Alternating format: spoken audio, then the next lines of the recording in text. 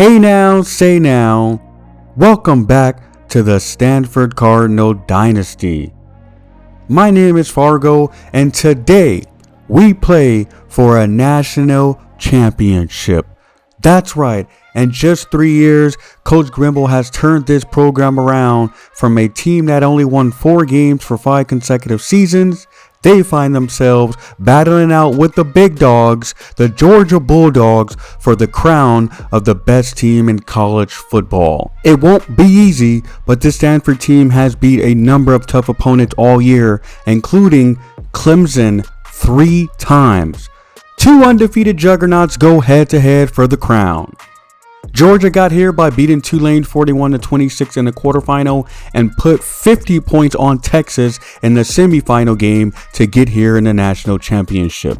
Again, they also were undefeated this year, though their record might be a little bit more impressive considering they did so in the SEC conference.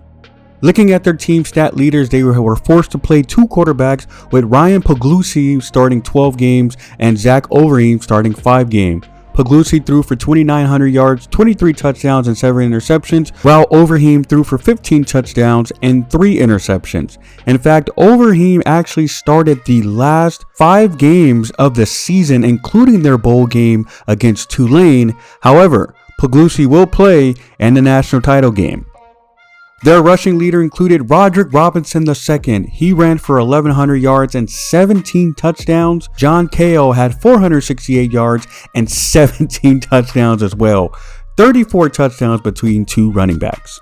Receiving wise, they had 2,000-yard receivers, including Taylon Taylor, who had 1,400 yards and 11 touchdowns, and Landon Rolden had 1,100 yards and 5 touchdowns. Sokovie White-Helton had 753, but he had 12 touchdowns to lead the Bulldog receivers. And tight end Elise Williams rounded out their pass catchers with 620 yards and 4 touchdowns. Their defensive leaders included safety Kyron Jones, who had 76 tackles, corner Kerry Brink with 66 tackles, Ricky Himlin, safety, 62 tackles, and the other corner, Ellis Robinson, with 60 tackles as well. So all their DBs at the top of the leaderboard as far as tackles. The first linebacker was Sonny Grimm, who had 54 tackles and 2 TFLs. Elo Maduze led the team with 20 TFLs on the edge, along with 10 sacks. Sincere Edwards had 19 TFLs and 6.5 sacks himself. And defensive tackle Elijah Griffin added 14 TFLs and 7 sacks. Ellis Robinson also led the team, or was tied with the team in interceptions, along with Ricky Hellman with 5, and Justin Williams, the Mike backer, added 3 picks himself. And so the stage was set for the 2028 National Championship game. Kicker Balin Woodman kicks it deep. Lorenzo Queen fields it about 3 yards in the end zone. He brings it out and tackled at the 15, setting up Stanford offense there. Both teams was well over 500 yards per game, while Stanford had a much more balance when it came to calling plays. After a short run on first down, 2nd and 8 from the 17, Pinto is going to pitch it to Mbakwe on the bubble screen. He picks up blocks downfield and he gets 16 yards, extending the drive. Later, 3rd and 2 from the 16. Pinto takes a snap and hands off to Chris Davis. He runs it right up the middle and he powers his way to the 4-yard line for a 12-yard gain. Then, on the very next play, Pinto is going to find Mason Williams on a quick timing route in the end zone for the touchdown. Stanford strikes first in the Natty. Georgia drive now starting at the 25. Puglisi is going to send a man in motion before taking the snap. He drops back the pass. He gets enough protection and he finds Talon Turner wide open and he picks up big yardage for a first down. Then, 1st and 10 from the 15. Hand off to Roderick Robinson. He stiff arms one defender, jukes out another, picks up a blocking downfield. What a highlight run there. And Georgia gets on the board with a touchdown of their own. And Roderick Robinson putting his stamp on the game early. Stanford ball again after the Georgia touchdown. Pinto was back to throw, but he throws it off the helmet of a lineman. And it's picked off by Ontarius Khalid. The defensive tackle with the soft hands takes it away and runs it back to the 34-yard line. Interceptions was not a huge story for Pinto this year, but Georgia comes up with one early in the second quarter. However, Stanford's defense gets Georgia in the 3rd and 8. They're going to send the pressure. Puglusi tries to scramble, but he's taken down for the sack. Noah Sanders runs him down, and Stanford gets a stop on 3rd down. However, Georgia was well within field goal range, and Balin Woodman comes on, and he drills it right down the middle to give Georgia a 10-7 lead. After the defense came up with a big stop, Stanford's offense was back out, and then Pinto's going to find Mason Williams up the seam. He picks up a block, and he picks up big yardage, getting them on the plus side. Later, with 35 seconds left in the half, Pinto's going to hand off to Chris Davis. The Red Sea parts up the middle, and he takes it all the way down to the 3-yard line. Then, on the very next play, Pinto calls his own number. QB keeper, he runs it in for the Stanford touchdown. He doesn't let the interception gets to him, and he gets the lead back for the Cardinal right before half. 14-10 at the break, and both defenses have been playing pretty stout so far. Tight end Mason Williams got the player spotlight with 5 catches and just 46 yards, but he's got the big go-ahead touchdown that's made the difference so far within the first 2 quarters. Georgia got the ball out of the second half, and on 3rd and 3, Puglusi was back to throw. He gets great protection before trying to scramble right, but then he throws it away as Adam Chauvelin was breathing down his neck. Stanford forces the punt out of the break. After the punt, Stanford was in good position to extend their lead. Pinto changes the play before taking a snap at the 22. He's going to fake the handoff and then roll right. He's going to throw it up for grabs, but it's intercepted by Kerry Brink.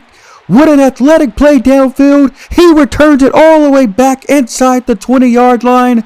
Crucial mistake there for Pinto, as he has his first 2-interception game since midway through the regular season.